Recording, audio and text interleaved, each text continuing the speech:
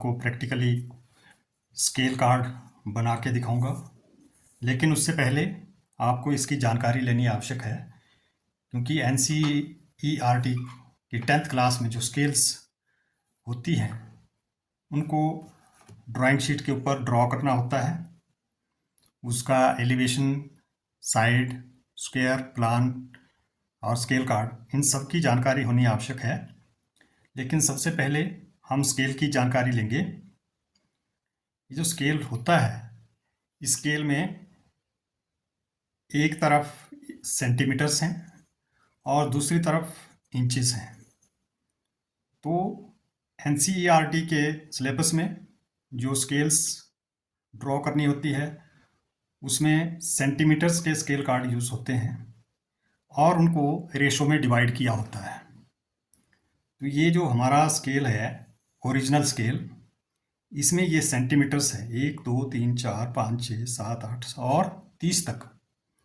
तो इस स्केल को अगर रेशो में कहें तो ये 1:1 का स्केल कार्ड है। ये हमारे पास स्केल कार्ड्स हैं, चेक करते हैं कि 1:1 का, ये देखिए यहाँ लिखा है 1:1, ये लिखा है 1:1। तो इसका क्या मतलब है कि ये वही स्केल कार्ड है जो हमारा ओरिजिनल स्केल होता है। इसी स्केल कार्ड को या इसी स्केल को रेशो में डिवाइड करके 1:2, 1:3, 1:4, 1:6, 1:8, 1:10, इस तरह से रेशो में जो है वो स्केल कार्ड बनाए होते हैं, ताकि हम बड़ी से बड़ी वस्तु को एक कागज़ पे बना सकें, उसका फ्रंट एलिवेशन बना सकें, साइड बना सकें, प्लान बना सकें। जानकारी होनी आवश्यक है। अब ये देखिए, ये ओरिजिनल जो स्केल कार्ड है हम ले लेंगे 1:2, 1:2 का जो स्केल कार्ड है, ये देखिए 1:2 का जो स्केल कार्ड है, ये यहाँ लिखा है 1:2। इसका क्या मतलब हुआ कि ये जो आपका ओरिजिनल स्केल कार्ड है, इसका जो 1 सेंटीमीटर है, ये देखिए इसका 1 सेंटीमीटर, ध्यान से देखना है, इसका 1 सेंटीमीटर को यहाँ स्केल कार्ड में 2 सेंटीमीटर दिखाया गया है। ये 1 सेंटीमीटर, ये 2 सेंटीमीटर, यानी कि ओरिजिनल कार्ड के, ओरिजिनल स्केल के हमने 2 सेंटीमीटर मान लिए। तो इस तरह से जो है हर एक स्केल कार्ड बना होता है। मान लीजिए आपके पास 1:15 का स्केल कार्ड है, तो उसमें भी वही है कि 1:15 का क्यों है, क्योंकि इसका ओरिजिनल स्केल कार्ड का जो 1 सेंटीमीटर है उसको यहाँ पे 15 सेंटीमीटर मान लिया है, इसलिए इसको रेशो दी है 1:15, यानी कि 1 सेंटीमीटर बराबर है 15 सेंटीमीटर के। तो इस तरह से ये स्केल कार्ड्स बने होते हैं और इनका हमने स्केल ड्राइंग करते समय यूज़ करना होता है। लेकिन कौन सा कार्ड यूज़ करना है, मुझे लगता है तो स्केल कंप्लीट होने के लास्ट में यूज़ करेंगे। हम 1-2 स्केल कार्ड बना के देखते हैं, ड्रॉ करके देखते हैं। तो इसमें क्या करना होगा, सबसे पहले हमें इसमें लाइन लगानी होगी।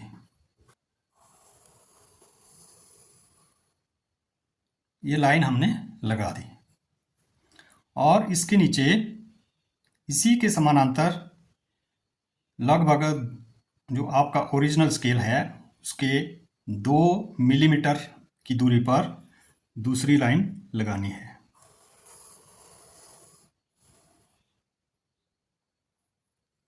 और इसके नीचे लगभग 3 mm की रेखा लगानी है। बिल्कुल समानांतर हो रेखा, ये ध्यान रखना है।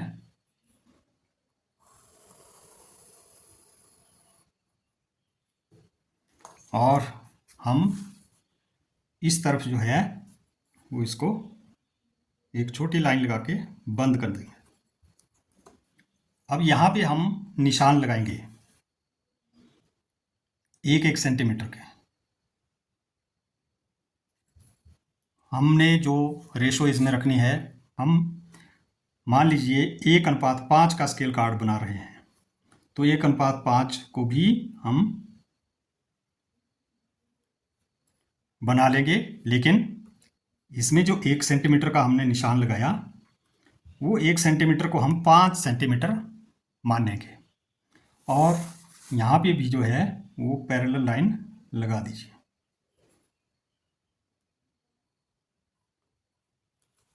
अब यहाँ पे हम इसके 5 बराबर निशान लगाएंगे, क्योंकि 1 सेंटीमीटर को 5 सेंटीमीटर माना है। एक ये 10 पॉइंट्स है, हम 2-2 पॉइंट्स करके इसको डिवाइड कर देंगे, तो इसमें 5 पॉइंट्स बन जाते हैं। और यहाँ से हम ऐसे ही पैरेलल खड़ी रेखाएं लगा लेंगे जो सभी समानांतर होनी चाहिए।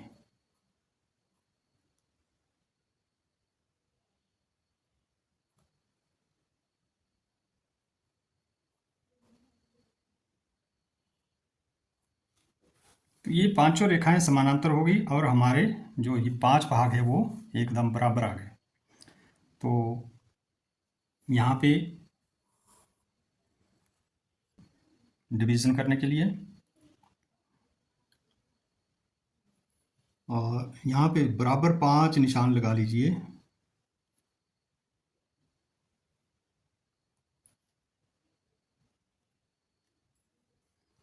बराबर निशान, और फिर हम इनको मिलाते जाएंगे।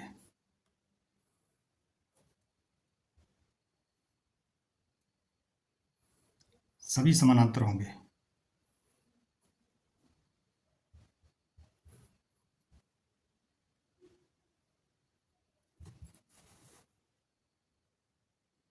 तो ये हमारे 5 बराबर निशान लग गए।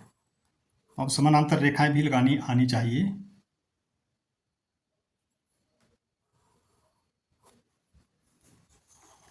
इसकी हम अलग से प्रैक्टिस करेंगे। तो ये हमने कितने सेंटीमीटर माना? 5 सेंटीमीटर। अब ये हमारा 5 सेंटीमीटर हो गया।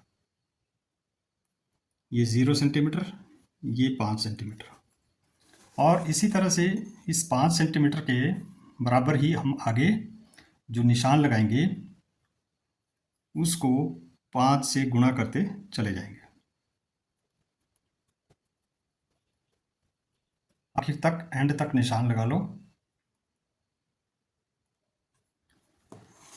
और हो सकता है आप जो स्केल ड्रॉ करेंगे उसमें यहाँ जो सेंटीमीटर्स आएंगे लास्ट वाला हमारे पास, उससे ज़्यादा का माप उसमें दिया हो, तो इसको हम ऐसे जो है राउंड करके कट कर देंगे, ताकि एक कंटिन्यूशन शो हो जाए कि आगे भी सेंटीमीटर्स होंगे। अब इन हर एक पॉइंट से हम खड़ी समानांतर रेखाएं लगाएंगे।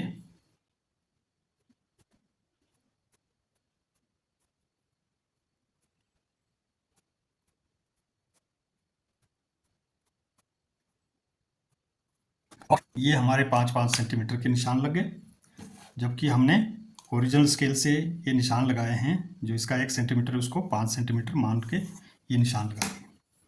और यहाँ लिखेंगे, अब ये 5 सेंटीमीटर के बाद हमारा 10 सेंटीमीटर हो गया, फिर 15 सेंटीमीटर, फिर 20 सेंटीमीटर। यहाँ लिखना भी है, सुंदर सुंदर सुंदर लिखना है।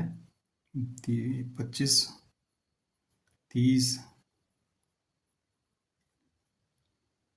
35,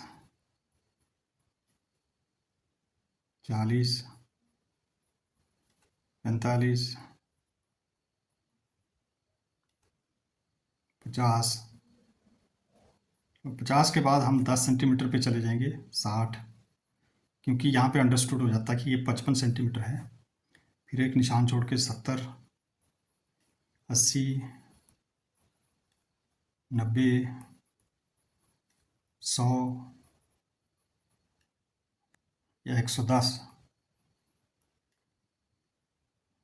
120।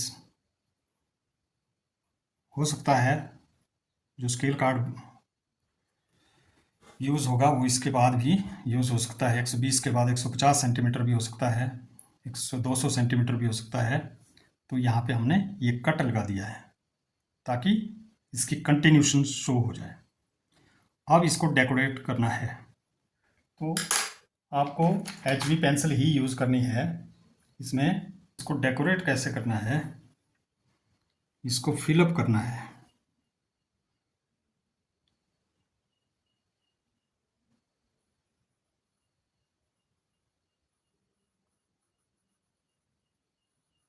साथ ही ये scale card decoration, scale card draw, ये भी स्केल प्रॉब्लम्स का ही भाग है। तो स्केल कंप्लीट होने के आखिर में ही हमारे को ये बनाना होता है और इसके मार्क्स होते हैं, 2 या 3 मार्क्स होते हैं। और जबकि इसमें बहुत कम टाइम लगता है, लेकिन टाइम कम तभी लगेगा जब आपको इसकी पूरी जानकारी होगी। तो ये बहुत ही इजी मेथड है, आप इसको इस तरह से डेकोरेट करते जाएंगे।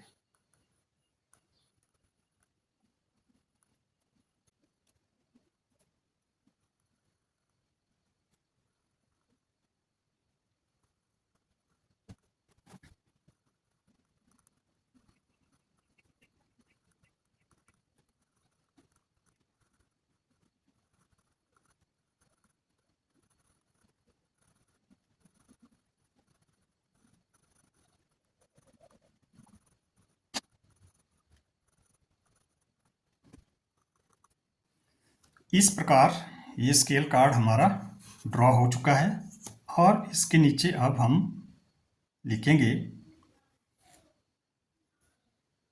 2 हल्की लाइनें लगाकर स्केल कार्ड यूज्ड टू, कि आपने जो स्केल कार्ड यूज़ किया है स्केल के अंदर, स्केल ड्राइंग के अंदर, उसको लिखना है। और ये भी अक्षरों की बनावट को सुंदर बनाना है।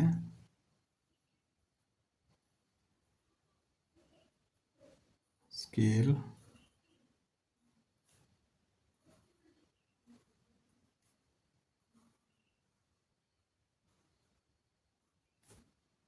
कार्ड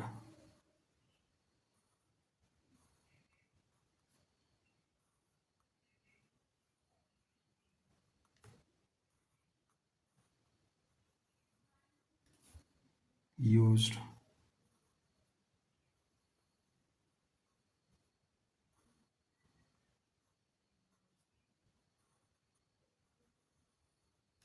टू, कैपिटल लेटर में लिखें तो अच्छा लगेगा। और ये हमने बनाया 1:5, इस तरह इसको लिखेंगे। तो ये स्केल कार्ड की ये डेकोरेशन हो चुकी है। अब इसको आप बढ़िया सा सुंदर दिखने के लिए इसकी रेखाओं को गाढ़ा कर सकते हैं।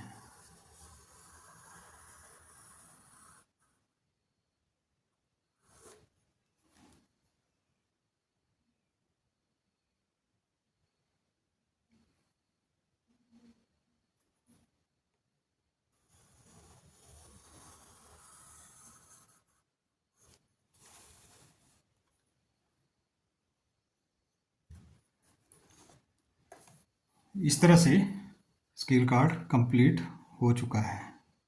इसकी फिनिशिंग जितनी आप कर सकें उतना ही ये सुंदर लगेगा।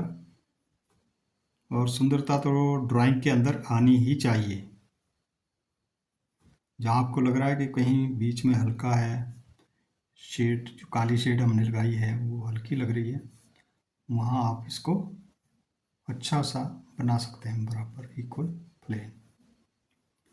तो इस तरह से इसको हम बढ़िया तरीके से डेकोरेट कर सकते हैं। तो यदि आपको स्केल कार्ड बनाना समझ आ गया है, अच्छा लगा, आपके लिए हेल्पफुल है, तो प्लीज़ मेरा channel voice of art subscribe करना ना भूलें। यदि हो सके तो ज़्यादा अच्छा लगे तो शेयर भी करें और लाइक करें। नेक्स्ट वीडियो में हम स्केल बनाएंगे। ये स्केल वाली वीडियोस मेरी बहुत हेल्पफुल हो सकती है। तो कोई भी जो ज्योमेट्रिकल ड्राइंग करने वाले या पढ़ाने वाले टीचर्स हैं, ट्रेनिज हैं, उनको सभी को ये चीज़ें समझनी बड़ी हेल्पफुल रहेगी। Thank you.